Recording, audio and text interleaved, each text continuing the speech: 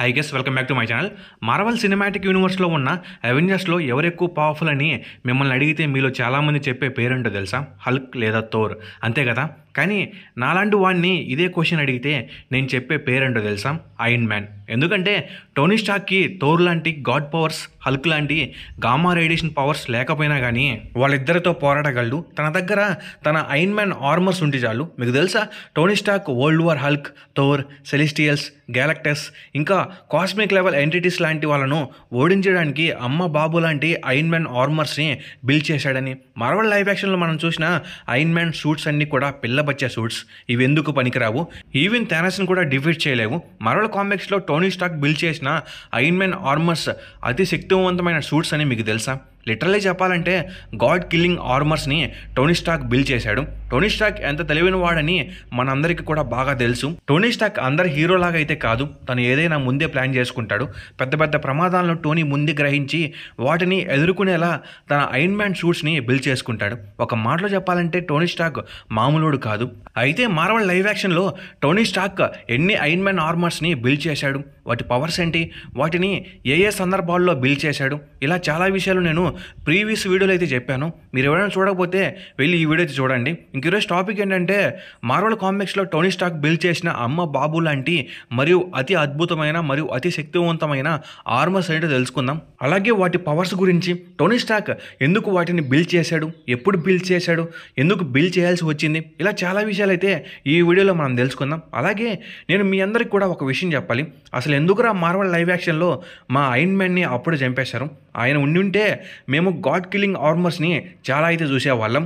ఈ విషయంలో మాత్రం మార్వెల్ ఎప్పుడు కూడా బాధపడుతూనే ఉంటుంది, అలాగే ఫ్యాన్స్ కూడా. ఇంకా top most powerful iron man suits గురించి అయితే తెలుసుకుందాం. ముందుగా ఈ వీడియో అయితే చాలా ఇంట్రెస్టింగ్ ఉండబోతుంది. ఎవరో స్కిప్ చేయకుండా లాస్ట్ వరకు అయితే చూసేయండి. అలాగే ఈ వీడియో మీకు బాగా నచ్చినట్టయితే లైక్ చేయండి, షేర్ చేయండి, సబ్స్క్రైబ్ చేసుకోండి. నేను ఎందుకు కోరేది ఒక లైక్, ఒక సబ్స్క్రైబ్ మాత్రమే. ఇక మెయిన్ కంటెంట్లోకి వెళ్దాం. Number 11 deep space armour. 2013లో వచ్చిన guardians of the galaxy volume 3 #1 కామిక్లో మనము ఈ డీప్ స్పేస్ ఆర్మర్ని చూడవచ్చు. మార్వెల్ కామిక్స్లో టోనీ స్టార్క్ చాలా ఆలోచించి అయితే ఈ సూట్ని బిల్డ్ చేశాడు. టోనీ ఇప్పటికీ చాలా సూట్స్ని అయితే బిల్డ్ చేశాడు, కానీ తను బిల్డ్ చేసిన సూట్స్లో ఏది కూడా స్పేస్లో ఎక్కువ దూరం ప్రయాణించలేకపోయాయి. అందుకే ఈ డీప్ స్పేస్ ఆర్మర్ని అయితే టోనీ బిల్డ్ చేశాడు. మార్వెల్ కామిక్స్లో టోనీ గార్డియన్స్ ఆఫ్ ద గెలాక్సీతో టీమప్ అయినప్పుడు తను స్పేస్లో ఎన్నో చోట్లకు ప్రయాణించవలసి వస్తుంది. అందుకే టోనీ ఈ సూట్ని బిల్డ్ చేస్తాడు. ఈ సూట్ స్పేస్లో ఎక్కడికైనా ట్రావెల్ చేయగలదు. ఈ సూట్లో ఉన్న ప్రత్యేకత ఏమిటంటే ఇందులో ఉన్న టోనీకి ఆక్సిజన్, ఫుడ్ ఇవేవి కూడా అవసరం ఉండదు. అలాగే ఈ సూట్ స్పేస్లో లైట్ కంటే వేగంగా ట్రావెల్ చేయగలదు. అంతేకాకుండా ఈ సూట్ కాస్మిక్ లెవెల్ పవర్స్ని అబ్జర్వ్ చేసుకోగలదు. Number 10 stealth armour model 7. ఈ ఆర్మర్ని మనము 1981లో వచ్చిన ఐరన్ మ్యాన్ #152 అనే కామిక్లో చూస్తాం. టోనీ స్టార్క్ ఎంత తెలివిన వాడని మనకు ఇక్కడ తెలిసిపోతుంది. అవెంజర్స్ అనే వాళ్ళు ప్రమాదాలను ఎదుర్కోవాలి, అలాగే కొంతమంది విలన్స్ని స్పై చేస్తూ కూడా ఉండాలి. ఎందుకంటే వాళ్ళు చేసే మిషన్స్ ఏంటి, నెక్స్ట్ ఏం చేయబోతున్నారు, ఇలా ఇందుకోసమే అంటే స్పై మిషన్స్ కోసమే టోనీ ఈ స్టీల్త్ ఆర్మర్ మోడల్ 7ని బిల్డ్ చేస్తాడు. ఈ సూట్ ప్రత్యేకత ఏమిటంటే రైడర్ ఇంకా ఎనిమిస్ యొక్క కెమెరాస్ ఆర్ సీక్రెట్ కెమెరాస్కి ఈ సూట్ అసలు కనిపించదు. ఇంకా ఈ సూట్ సౌండ్ చేయకుండా ఎగురుతుంది. అలాగే ఈ సూట్ ఇన్విన్సిబుల్ అంటే కనిపించకుండా ఎక్కడికైనా వెళ్ళగలదు. Number 9 bleeding edge armour. ఈ సూట్ని మనము 2010లో వచ్చిన ఇన్విన్సిబుల్ ఐరన్ మ్యాన్ #25 అనే కామిక్లో చూస్తాం. బ్లీడింగ్ ఎడ్జ్ ఆర్మర్ అంటే ఏదో అనుకోకండి, మనందరము అవెంజర్స్ ఇన్ఫినిటీ వార్ ఇంకా అవెంజర్స్ ఎండ్ గేమ్ చూసాం కదా, అందులో మనము మార్క్ 50 ఇంకా మార్క్ 85ని కూడా చూసాము. అయితే ఈ సూట్స్ని నానో టెక్నాలజీ సూట్స్ అంటాము. ఈ నానో టెక్నాలజీలో వచ్చిన ఇంకో ఆర్మరే ఈ బ్లీడింగ్ ఎడ్జ్ ఆర్మర్. ఈ నానో టెక్నాలజీ సూట్లో ఉన్న మిలియన్స్ ఆఫ్ బాట్స్ అనేవి టోనీకి ఐరన్ మ్యాన్ సూట్ లాగా ఫామ్ అవుతాయి. అయితే మనం చూసిన లైవ్ యాక్షన్లో ఈ నానో బాట్స్ అనేవి టోనీ యొక్క ఆర్క్ రియాక్టర్ నుంచి అయితే వస్తాయి. అయితే మార్వెల్ కామిక్స్లో ఈ నానో బోట్స్ అనేవి అన్నీ కూడా టోనీ యొక్క బాడీలో ఉన్న బోన్ మ్యారోలో అయితే ఉంటాయి. టోనీకి అవసరమైనప్పుడు ఈ సూట్ని సమన్ చేసుకుంటాడు. ఈ సూట్లో ఉన్న పవర్స్ అన్నీ కూడా మనము ప్రీవియస్ సూట్స్ అయిన మార్క్ 50 ఇంకా మార్క్ 85లో చూసాము. లైక్ డ్యామేజ్ అయిన పార్ట్స్ అనేవి మళ్ళీ రికవర్ అయిపోతాయి. ఇంకా flight, super strength, weapon creation, energy blades, shields, ఇలా చాలానే. One of the most powerful nano technology సూట్స్లో ఇది కూడా ఒకటి. Number 8 Uru armour Asgardian iron man suit. ఈ సూట్ని మనము 2011లో వచ్చిన ఫియర్ ఇట్ సెల్ఫ్ #7 అనే కామిక్లో అయితే చూస్తాం. టోనీ స్టార్క్ మామూలు వాడు కాదు, ఇంకా ఇతను సామాన్యుడు కూడా కాదు అనే విషయం మనందరికీ కూడా ఇక్కడ బాగా తెలుసు. ఆస్గార్డ్లో ఓడిన్ తమ్ముడైన ది సర్పెంట్ ఒక అతి శక్తివంతమైన విలన్ అయిన ది వర్తీని అయితే రిలీజ్ చేస్తాడు. ఇతన్ని నార్మల్ ఐరన్ మ్యాన్ సూట్స్ అయితే అసలు ఆపలేకపోతాయి. ఇంకప్పుడు మన టోనీ ఏకంగా ఆస్గార్డ్కి అయితే వెళ్తాడు. అలా నిడ్వెల్లర్ గ్రహం మీద ఉన్న డ్రాస్ యొక్క హెల్ప్ తీసుకొని ఉరు మెటల్తో టోనీ ఐరన్ మ్యాన్ సూట్ని అయితే రెడీ చేసుకుంటాడు. ఉరు మెటల్ అంటూ చాలామందికి తెలియదు అనుకుంటాం. నిడ్వెల్లర్ డ్రాప్స్ ఉరు మెటల్ని యూస్ చేసి థోర్ యొక్క హ్యావన్ అయితే బిల్డ్ చేస్తారు. ఇంకా అదే మెటల్తోనే మన టోనీ ఒక ఐరన్ మ్యాన్ సూట్ని అయితే బిల్డ్ చేసుకుంటాడు. మామూలుడు కాదు కదా మన టోనీ. ఈ విధంగా టోనీ తన ఉరు మెటల్తో ఆ విలన్ని ఎదుర్కొంటాడు. చెప్పాలంటే ఈ సూట్ మన థోర్ యొక్క హ్యామర్ బలానికి సమానమైన సూట్. ఇంకా ఈ ఉరు ఆర్మర్కి మ్యాజిక్ పవర్స్ కూడా ఉంటాయి. ఈ ఉరు ఆర్మర్కి అతి శక్తివంతమైన పవర్స్ అయితే ఉంటాయి. అలాగే ఈ ఉరు ఆర్మర్ పవర్ఫుల్ మ్యాజిక్ రిపల్సర్ బ్లాస్ట్ కూడా చేయగలదు. ఎంత పవర్ఫుల్ సూట్ అయినప్పటికీ టోనీ ది వర్తిని ఓడించిన తర్వాత ఈ సూట్ని వదిలేస్తాడు. ఎందుకంటే ఈ సూట్ ఎక్కువ వెయిట్ ఉంటుంది. అలాగే ఈ సూట్లో ఏ టెక్నాలజీ కూడా ఉండదు.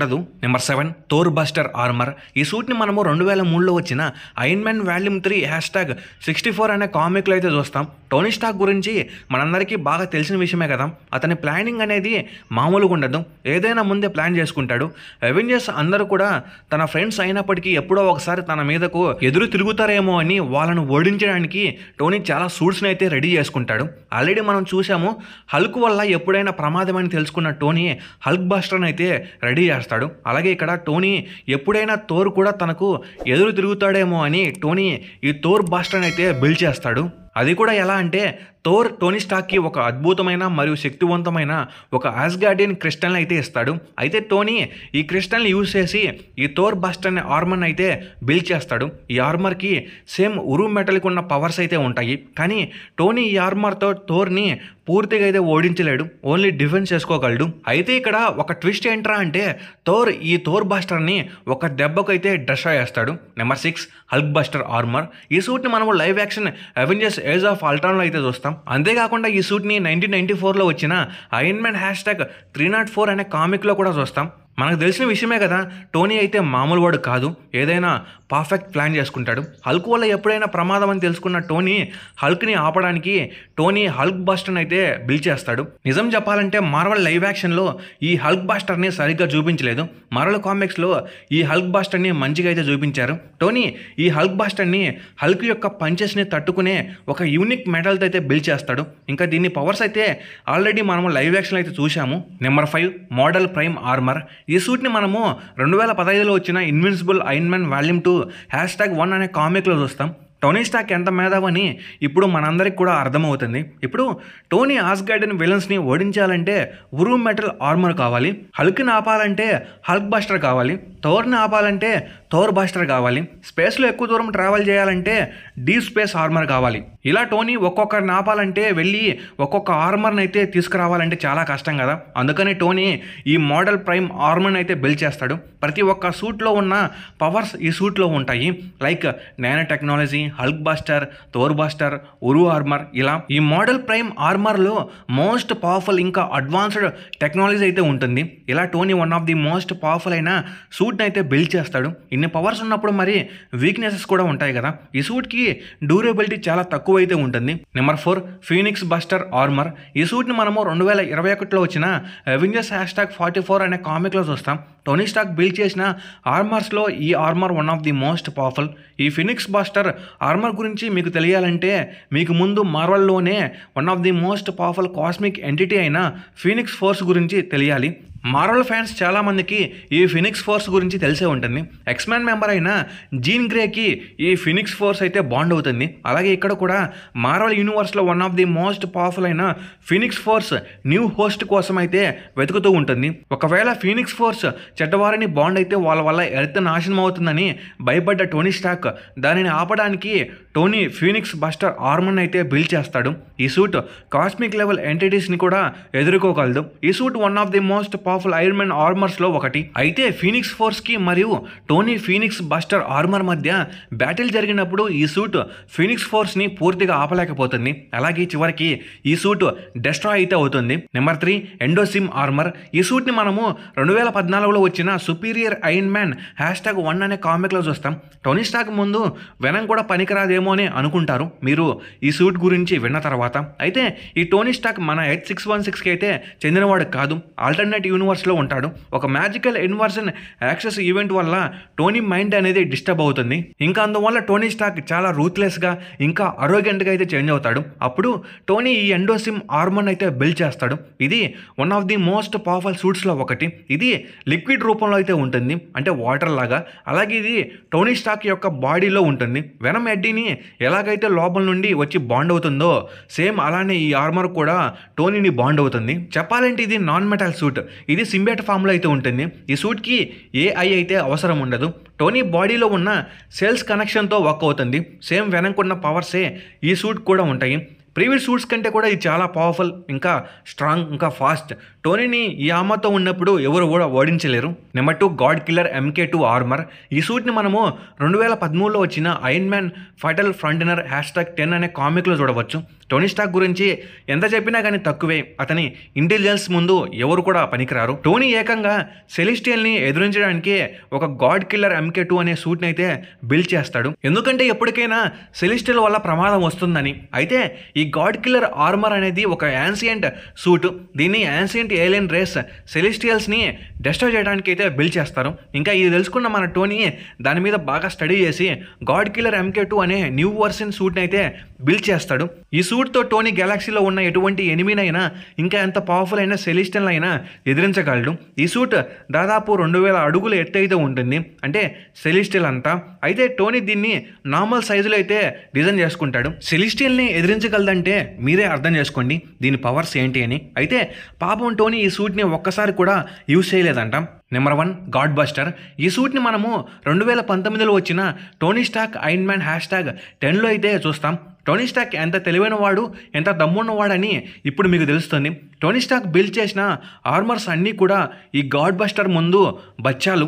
అసలు సిసలైన ఆర్మర్ని టోనీ స్టార్క్ బిల్డ్ చేస్తాడు, అదే గాడ్ బస్టర్. టోనీ స్టార్క్ ఒకసారి ఎస్కేప్ అనే ఒక వర్చువల్ వరల్డ్ని అయితే క్రియేట్ చేస్తాడు. ఇది ఒక AI ప్రోగ్రామ్. అయితే తను క్రియేట్ చేసిన ఈ ఎస్కేప్ తన కంట్రోల్లో లేకుండా పోతుంది. అప్పుడు టోనీ ఈ గాడ్ బస్టర్ ఆర్మర్ని అయితే బిల్డ్ చేస్తాడు. ఇది ఎంత పవర్ఫుల్ అంటే ఎటువంటి గాడ్నైనా, ఎటువంటి సెలిస్టియల్ అయినా, యూనివర్స్లో ఉన్న ఫీనిక్స్ లాంటి ఫోర్స్ అయినా కానీ ఓడించగలదు. ఒక్కొక్కసారి టోనీ కూడా ఈ సూట్ని కంట్రోల్ చేయలేడు. అందుకే టోనీ ఈ సూట్ని తన రియల్ MCUలోకి తీసుకురాకుండా అక్కడే, అంటే ఎస్కేప్లోనే డెస్ట్రాయ్ అయితే వేస్తాడు. ఎందుకంటే ఒకవేళ ఈ సూట్ని ఇక్కడికి తీసుకువస్తే దాని గురించి తెలుసుకున్న చాలామంది విలన్స్ దానికోసం వస్తారని అక్కడే దాన్ని డిస్మాంటిల్ అయితే చేస్తాడు. దాన్ని డిస్మాంటిల్ చేయడానికి టోనీ చచ్చినంత పని అవుతుందంట. అంత శక్తివంతమైన సూట్ ఇది. ఇంకా ఇవి గైస్ మార్వెల్ కామిక్స్లో ఉన్న అతి శక్తివంతమైన మరియు టోనీ స్టార్క్ బిల్డ్ చేసిన అతి అద్భుతమైన ఆర్మర్స్. ఈ ఆర్మర్స్లో మీకు నచ్చిన ఆర్మర్ ఏంటో కామెంట్ సెక్షన్లో కామెంట్ చేయండి. అలాగే ఈ వీడియో మీద మీ థాట్స్ ఏంటో కూడా కామెంట్ సెక్షన్లో కామెంట్ చేయండి. అలాగే ఈ వీడియో మీకు బాగా నచ్చినట్టయితే లైక్ చేయండి, షేర్ చేయండి, సబ్స్క్రైబ్ కండి. నేను ఇంటికి కోరేది ఒక లైక్, ఓ సబ్స్క్రైబ్ మాత్రమే. Okay bye guys. మనము 10K అయితే దగ్గరకు ఉన్నాం. కొంచెం అలా సపోర్ట్ చేయండి గైస్. ఓకే.